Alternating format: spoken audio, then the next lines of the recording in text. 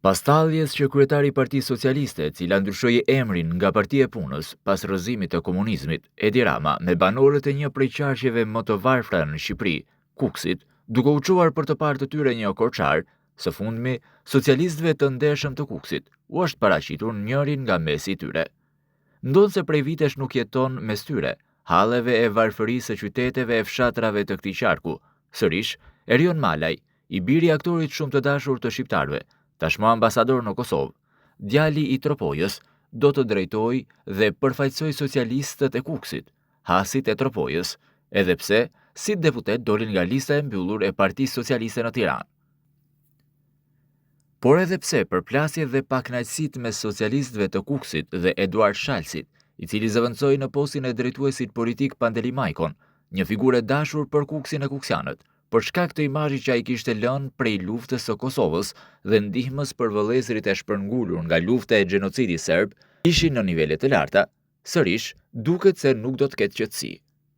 Burime ekskluzive nga Partia Socialiste, si ajo e Shqipërisë, edhe nga Partia Socialiste Dega Kukës, bëjnë me dije se atmosfera nuk paraqitet as pak e qetë, as edhe me emërimin si drejtues politik të Erion Malajt. Gjatë mbledhjes në Asamblenë Kombëtare të Partisë Socialiste të mbajtur në Durrës, ku edhe Erion Malaj u emëruar nga kryesocialisti Edi Rama për të drejtuar politikisht socialistët e qarkut Kukës, kryebashkiaku i Kukësit, Albert Halilaj, dhe ai i Tropojës, Rexh Byberi, kanë lënë sallën e janë larguar, duke treguar pakënaqësi ndaj këtij vendimi të shefit të tyre të madh, Edi Ramës. Burime bëjnë me dije se Malaj e Byberi kanë pakënaqësi madje deri në nivelin e inateve të vjetra, e këto lidhen me vitin 2021, kur aktori i njohur Petrit Malaj do të kandidonte për deputet për Tropojën. Rexh Byberi nuk e kishte mbështetur as në atë kohë Malajin e vjetër, e tashmë duket se nuk e do e nuk do të mbështes as Malajin Junior. Në Kukës Erion Malaj është pritur nga kryebashkiaku Albert Halilaj, ku ndaj këtij të fundit janë hedhur sulme për prishje të Partisë Socialiste, pazare të ngushta me persona të afërt të tij, pa përjashtuar biznesmen me të cilët ka afërsi familjare dhe lidhje gjaku. Po ashtu, Halilaj është akuzuar për vendosje në nivele drejtuese të personave pa kontribute në Partinë Socialiste. Burimet nga PS e Kukësit bëjnë me dije se Albert Halilaj mban distancën nga organet e partisë,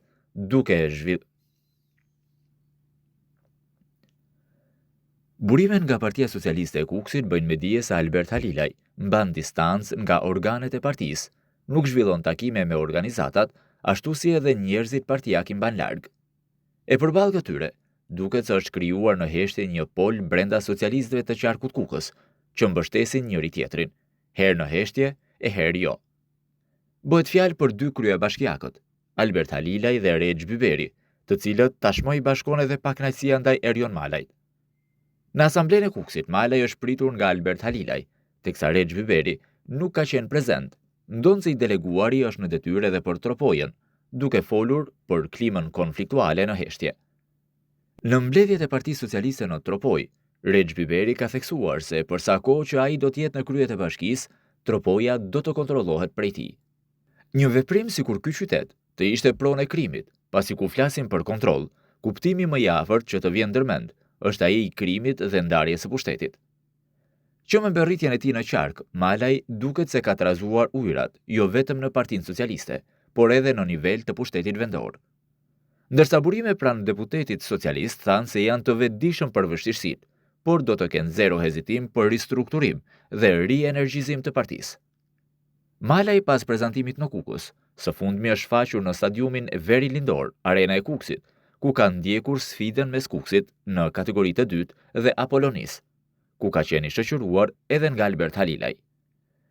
Po ashtu së fundmi deputeti socialist është takuar edhe me kryebashkiakun e Tropojës, Rexh Byberi, me të cilin kanë konsumuar kafe dhe diskutuar mbi proceset brenda partisë. Krahas kësaj, burime bëjnë me dije se do të ketë ndryshime në prefekturë, ku Dritan Baji, i besuari e mbështetësi i Eduard Shalësit, pritet të zëvendësohet nga një ish funksionar i lartë.